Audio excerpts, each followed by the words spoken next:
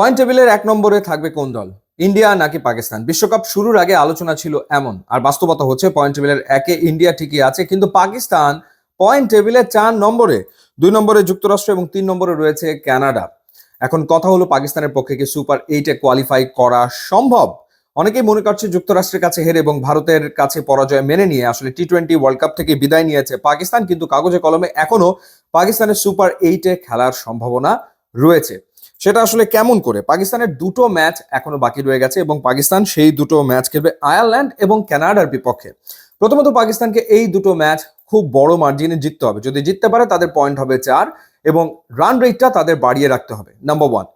দ্বিতীয়ত হচ্ছে ইন্ডিয়ারও দুটো ম্যাচ বাকি, ইন্ডিয়াকে বাকি দুটো ম্যাচে জিততে হবে। স্পেশালি ইন্ডিয়ার ম্যাচ হচ্ছে যুক্তরাষ্ট্রের বিপক্ষে এবং ইন্ডিয়ার ম্যাচ বাকি রয়ে গেছে কানাডার বিপক্ষে।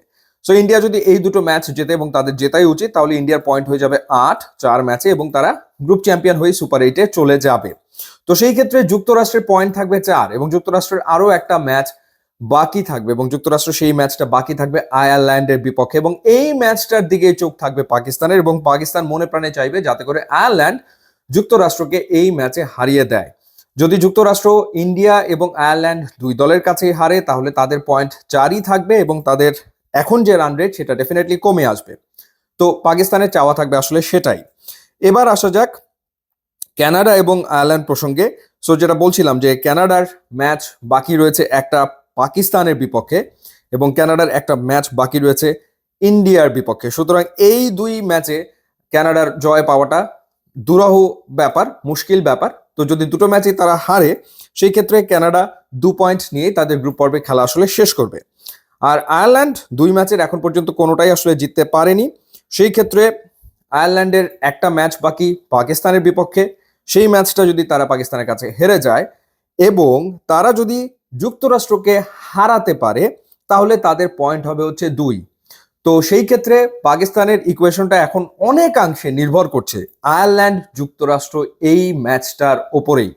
আয়ারল্যান্ড যুক্তরাষ্ট্র ম্যাচে যদি যুক্তরাষ্ট্র জিতে যায়, তাহলে ভারতের সঙ্গী হয়ে যুক্তরাষ্ট্র চলে যাবে সুপার 8-এ। আর যদি যুক্তরাষ্ট্র হেরে যায় আয়ারল্যান্ডের কাছে, সেই ক্ষেত্রে পাকিস্তান দুটো ম্যাচ যদি বড় মার্জিনে জিততে পারে, তাহলে ভারতের সাথে সুপার 8-এ চলে যাবে পাকিস্তান। এবং যদি সুপার 8-এ পাকিস্তান যেতে ব্যর্থ হয়, আমি আসলে দেখছিলাম যে পাকিস্তানকে 2026 টি-20 ওয়ার্ল্ড কাপের জন্য বাছাই পর্ব খেলতে হবে। এখনো আমি এই খবরটার ব্যাপারে নিশ্চিত না, মনে হয় সেটাই হবে। 2026 টি-20 ওয়ার্ল্ড কাপের জন্য সম্ভবত তাদের বাছাই পর্ব খেলতে হতে পারে। সো এরকম একটা অবস্থায় আসলে পাকিস্তান রয়েছে। সো দেখা যাক এরকম একটা সিচুয়েশন থেকে 3বার টি-20 বিশ্বকাপের ফাইনাল খেলা পাকিস্তান আসলে বেরিয়ে আসতে পারে কিনা। শুধু নিজেরা এখন ভালো খেললেই হবে না, তাদেরকে এখন তাকিয়ে থাকতে হবে অন্যের দিকে।